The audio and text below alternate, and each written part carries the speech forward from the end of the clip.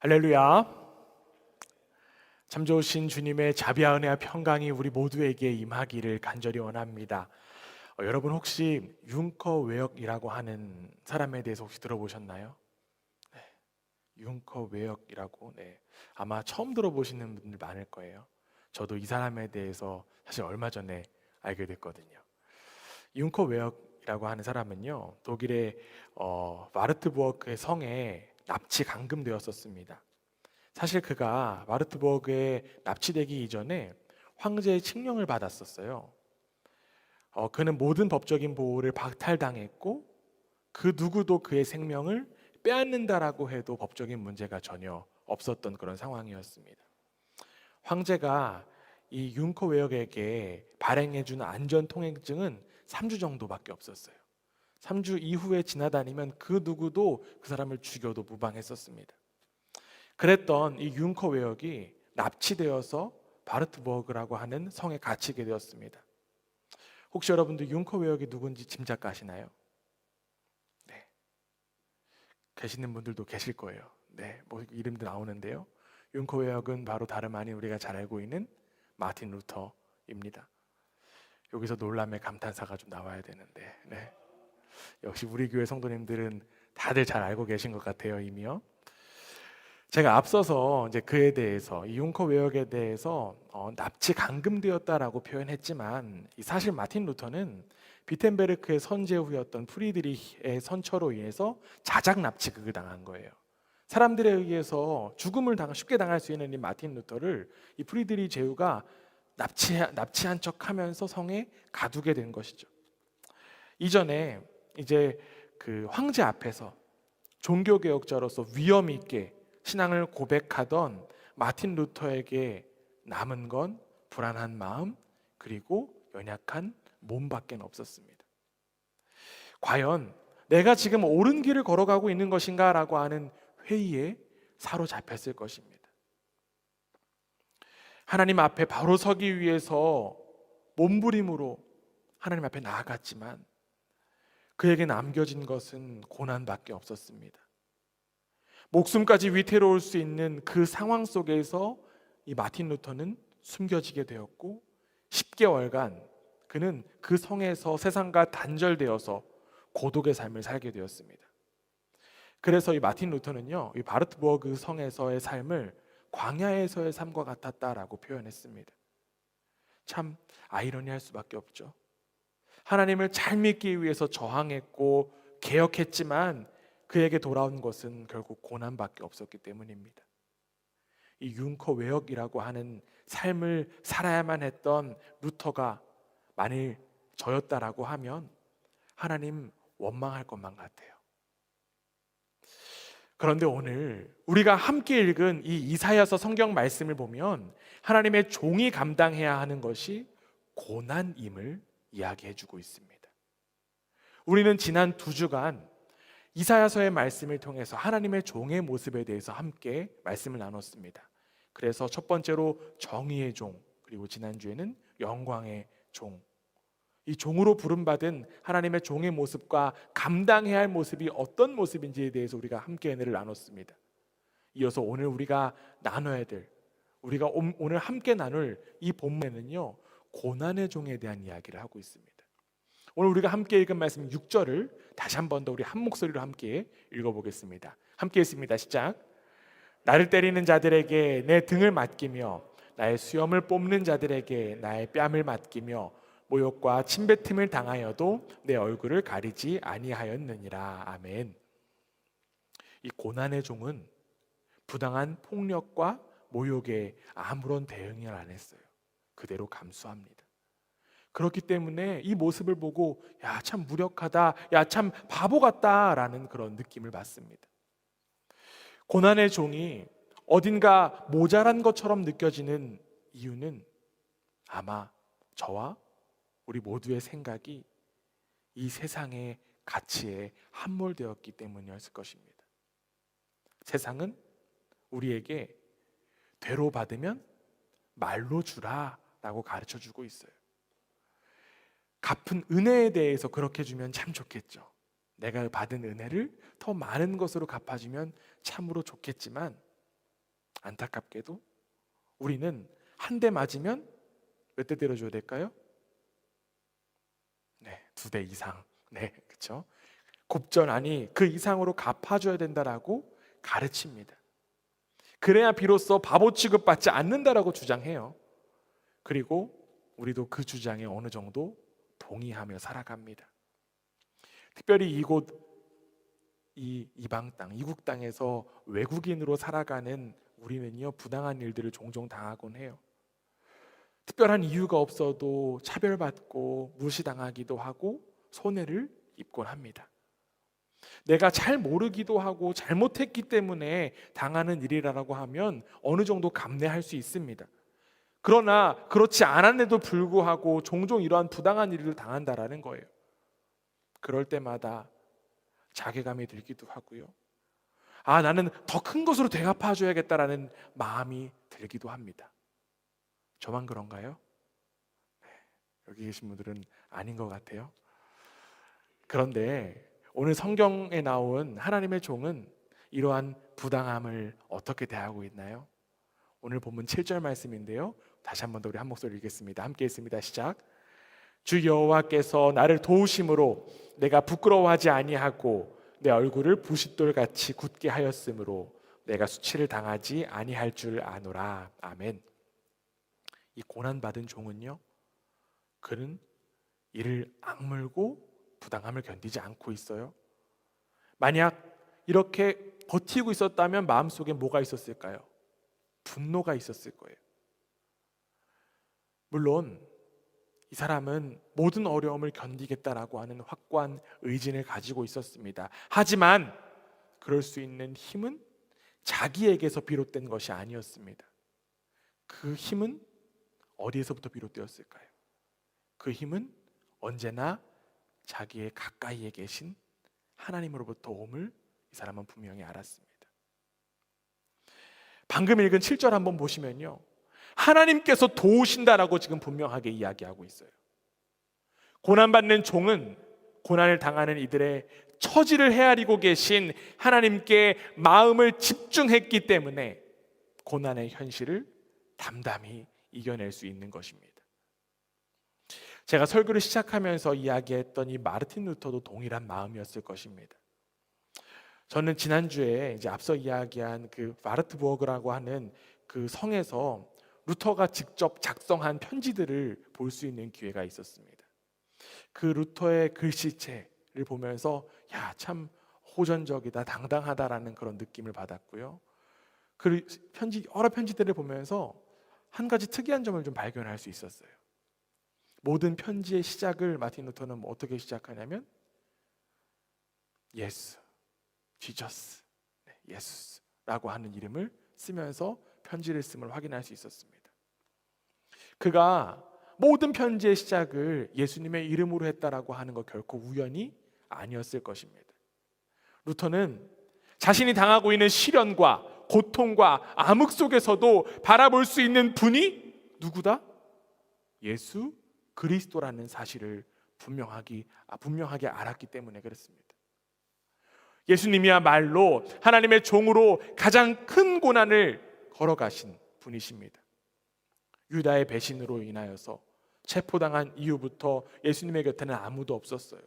죽기까지 함께 하겠다라고 결단한 제자들마저도 예수님을 다 떠났습니다. 나뭇가지를 흔들면서 예수님을 맞이했던 군중들은 어느새 폭력의 하수인이 되어버렸습니다.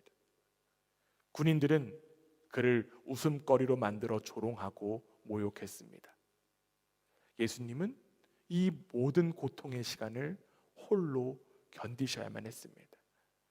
하지만 예수님의 마음에는 분노나 미움, 원망 따위는 없었습니다. 예수님은 하나님에 대한 분명한 신뢰가 있었기 때문에 결국 그 죽음의 잔을 홀로 감당하셨습니다.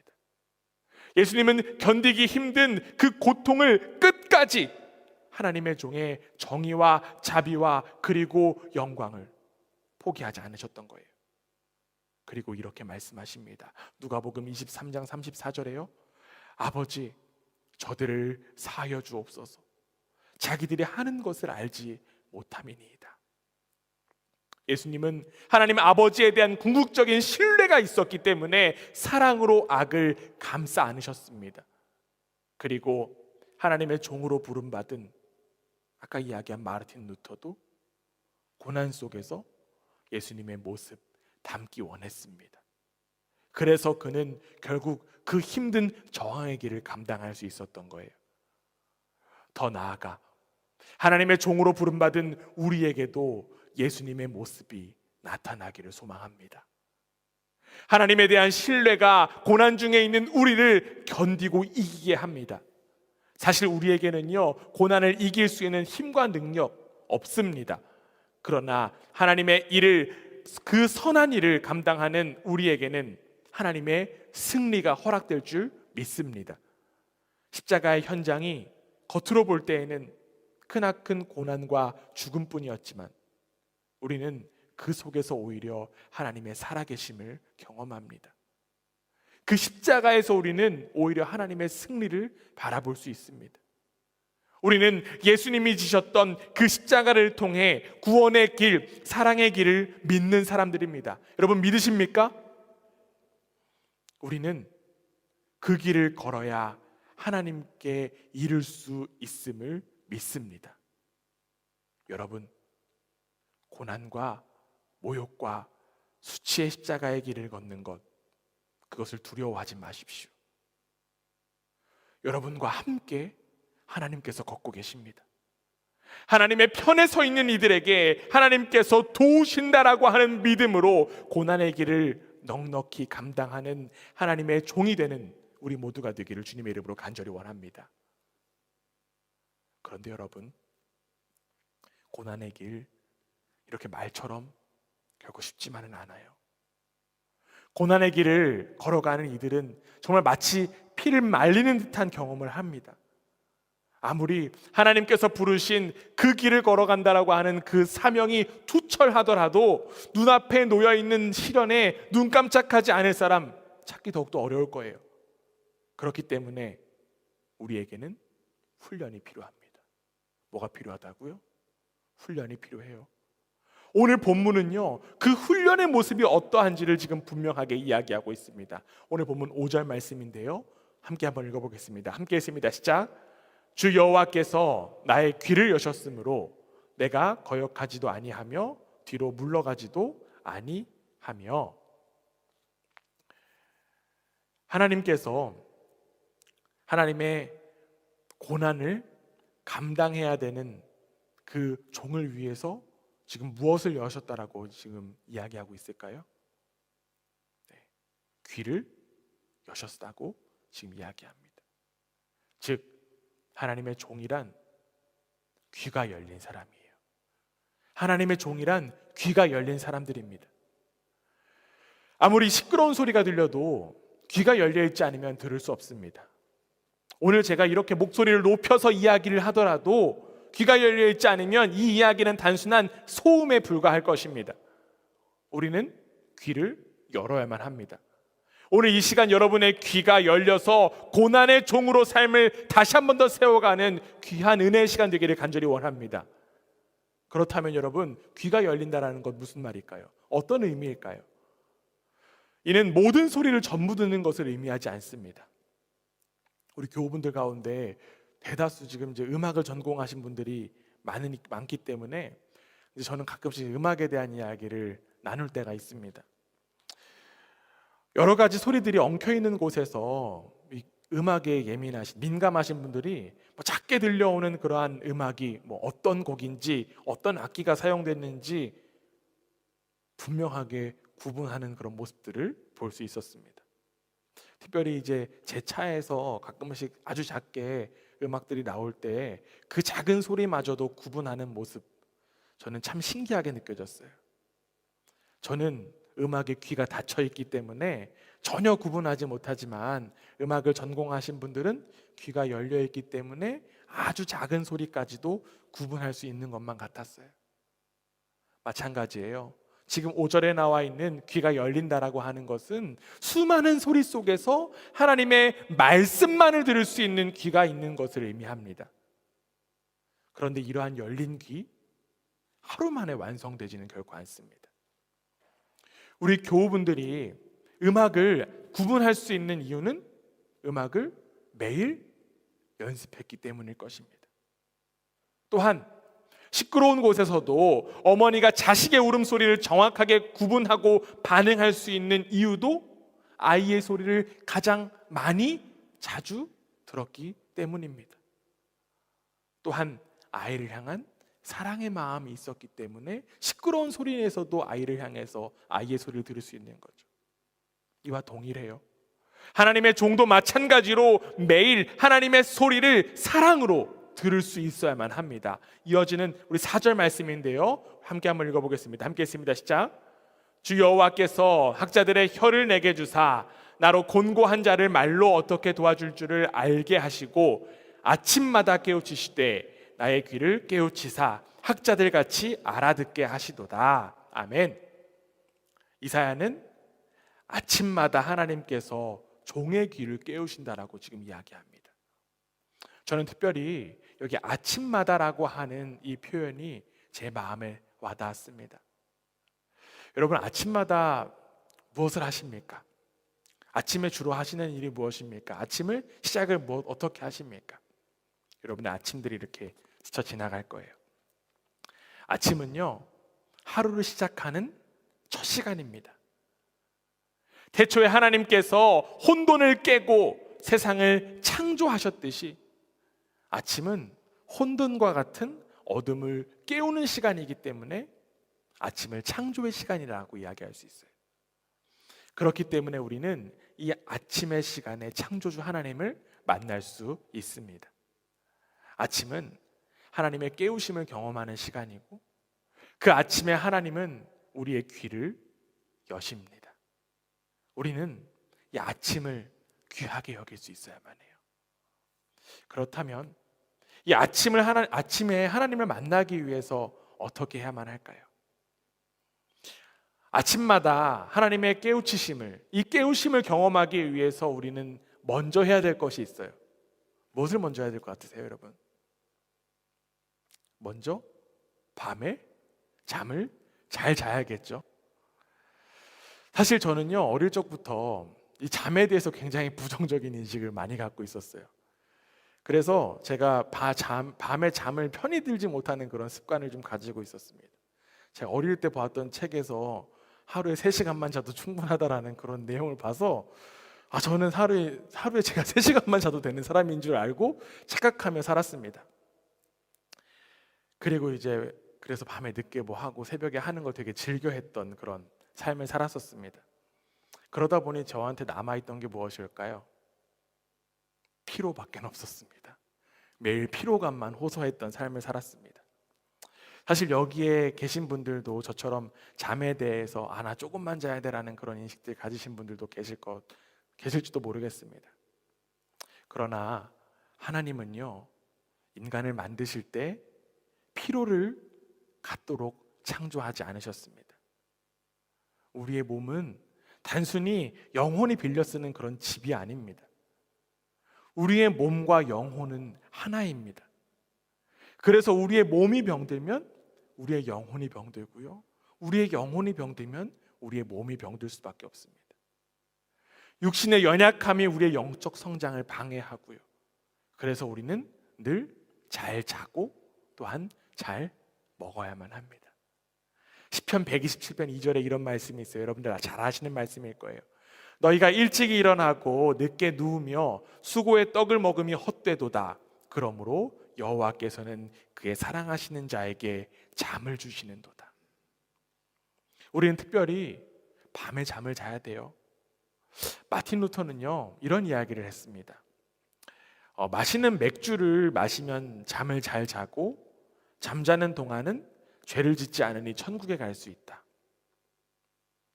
여기서 중요한 것은 맥주가 아니에요. 그렇죠? 네.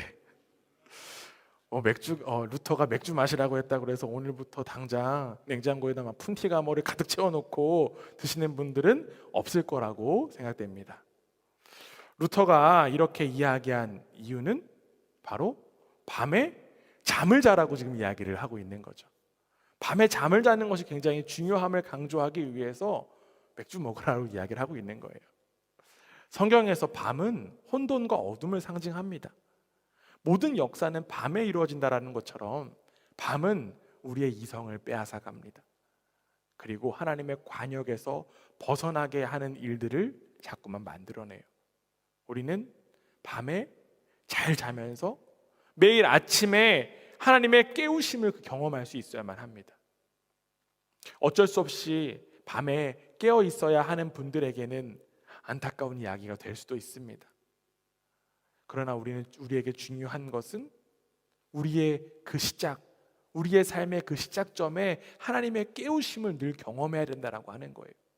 하나님의 그 깨우심을 경험하고 그 말씀으로 우리의 삶을 자꾸만 세워나가고 조율할 수 있어야 된다라고 하는 것입니다. 이 하루의 시작을 하나님의 깨우심으로 시작하는 우리 모두가 되기를 주님의 이름으로 간절히 원합니다. 하나님의 종은 아침마다 하나님의 말씀으로 삶을 깨워야만 해요. 우리에게 다가오시는 하나님의 음성의 귀를 기울이며 말씀을 읽고 기도할 수 있어야만 합니다.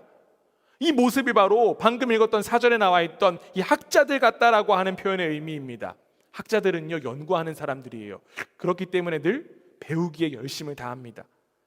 하나님께서는 학자와 같이 매일 아침 깨어있는 종들을 매일같이 가르치십니다. 우리는 아침의 시간을 하나님의 말씀으로 채워야만 합니다. 우리에게 성경이라고 하는 놀라운 축복이 주어졌어요. 하나님의 종으로 부름받은 우리가 그 여정을 제대로 걸어갈 수 있도록 우리 가운데 주어진 지도가 있다라는 거예요. 지도를 제대로 따라가지 않으면 목적지에 제대로 도착할 수 없습니다. 그렇듯이 우리에게 주어진 이 영적인 지도인 성경을 우리는 늘 제대로 바라보고 따라갈 수 있어야만 합니다. 종교개혁 이전에요, 우리 모든 사람들에게 성경은 그렇게 쉽게 볼 수 있는 것이 아니었습니다. 그 당시에 인쇄술이 발달하지 못해서 성경 자체가 굉장히 비쌌다라고 해요. 그래서 당시에 성경 한 권의 가격이 소 14마리의 가격과 견줄 만한 가격이었다라고 합니다. 소가 얼마인지 잘 모르시는 분들이 있기 때문에 감이 잘 안 오실 텐데, 대략적으로 현재 소가 한 마리 한 500만 원 정도 한다라고 하죠. 그러면 곱하기 14를 하면 대략 얼마 정도, 그 당시에 또 얼마나 가치가 있었는지를 짐작할 수 있을 것입니다. 그만큼 성경을 접하기가 어려운 시기가 바로 종교개혁 이전의 시기였어요. 뿐만 아니라 성경도 라틴어로 쓰여져 있었기 때문에 사람들은 아무리 비싼 돈을 주고 성경을 사도 그 성경을 읽을 수가 없었습니다. 하나님의 음성을, 하나님의 가르침을 권위 있는 누군가의 목소리를 통해서만 들을 수 있었어요. 그러나 종교개혁은요, 성경의 개혁이었습니다. 마르틴 루터는 아까 이야기했던 그 바르트부어그에서 독일어 성경을 번역했어요. 그리고 그 성경을 직접 읽게 된 이들은 하나님의 말씀을 직접 경험할 수 있게 되었습니다. 그래서 마틴 루터는 이렇게 이야기해요. 나는 자신의 언어로 된 성서를 갖는 것이 얼마나 중요한 것인지 사람들이 반드시 이해해야 한다라고 생각한다. 우리에게도 우리의 언어로 성서가 주어졌잖아요. 우리는 주어진 축복을 내버리는 것이 아니라 매일 아침 누릴 수 있어야만 합니다. 말씀을 듣는 일이 우리를 하나님의 종으로 훈련시킵니다. 왜냐하면 믿음은 들음에서부터 시작되기 때문에 그렇죠. 로마서 10장 17절에 이런 말씀이 있어요. 믿음은 들음에서 나며 들음은 그리스도의 말씀으로 말미암았느니라. 우리는 자연스럽게 자기중심성 속에 갇혀 살 수밖에 없는 이들입니다. 그러나 말씀을 들을 때 우리의 자기중심성 깨어질 수 있습니다. 우리는 하나님의 말씀을 듣고 배울 때 비로소 하나님의 주인 되심, 하나님께서 내 삶의 주인 되심을 인정할 수 있다라는 거예요. 그리고 그 배움과 들음의 모습을 하나님의 종의 본체이신 예수 그리스도께서 친히 보여주셨습니다. 마가복음 1장 35절에 이렇게 되어 있어요. 새벽 아직도 밝기 전에 예수께서 일어나 나가 한적한 곳으로 가사 거기서 기도하시더니, 예수님도 이른 새벽에 일어나 기도하심으로 하나님의 음성을 듣고 종으로서의 삶을 다시금 세우셨습니다. 어쩌면 하나님이신 예수님께서는요, 새벽에 일어나 기도하고 또한 하나님의 음성 듣는 일 사실 필요 없을 수도 있습니다. 왜냐하면 예수님 자신이 하나님이시기 때문에 그러한 훈련과 노력 필요 없을 수도 있습니다. 그러나 예수님은 완전한 인간으로 이 땅 가운데 오셨기 때문에 역시나 하나님의 훈련을 감당해야만 했습니다. 늘 학자와 같이 깨어서 기도를 통해서 하나님의 음성에 귀를 기울이셨습니다. 우리도 예수님처럼 아침마다 깨어 살아계신 하나님의 음성으로 삶을 깨우고 귀를 열기를 소망합니다. 여러분, 당장 내일부터 시작합시다. 하실 수 있겠죠? 우리 옆에 분들하고 이렇게 한번 인사하겠습니다. 우리 내일부터 시작합시다. 네. 그렇게 훈련될 때 비로소 고난의 길을 넉넉히 걸어가게 될 줄 믿습니다. 루빈스타인은 청중으로부터 대단한 각광을 받은 세계적인 음악가입니다. 그가 이렇게 된 데에는 엄청난 양의 훈련이 뒷받침되었다라고 합니다. 이 루빈스타인은 종종 이런 말을 했습니다. 여러분 잘 아는 말일 거예요. 하루 연습을 걸으면 내가 알고, 이틀 연습을 걸으면 내 친구가 알고, 사흘 연습을 걸으면 내 청중들이 안다. 그의 이야기를 많은 음악인들이 따르죠. 그리고 우리 그리스도인들에게도 그의 이야기가 적용되기 원합니다. 하나의 공연을 위해서 매일 연습을 감당하듯이 고난의 종으로 그 고난을 넉넉히 감당하기 위해서는 우리에게도 매일의 훈련이 필요합니다. 매일 아침마다 우리를 깨우시는 하나님의 음성에 귀를 기울이고 우리의 육신과 우리의 영혼이 하나님으로 깨어나게 되기를 소망합니다. 말씀을 통해 하나님의 진리를 탐구하고 그 말씀을 삶 속에서 살아내야만 합니다. 쉬지 않는 기도를 통해 하나님께 나아가고 하나님의 뜻을 구하고 그 뜻대로 실천하기 위해서 노력해야만 합니다. 그 길을 반드시 하나님께서 도우십니다. 보름스에서 주장을 철회하면 목숨을 살려주겠다라고 하고는 황제 앞에서 하나님께 기도한 그 마틴 루터의 기도가 우리의 기도가 되기 원합니다. 그는 이렇게 기도했습니다. 주여 나를 도우소서. 주여 우리 모두를 도우소서. 아멘.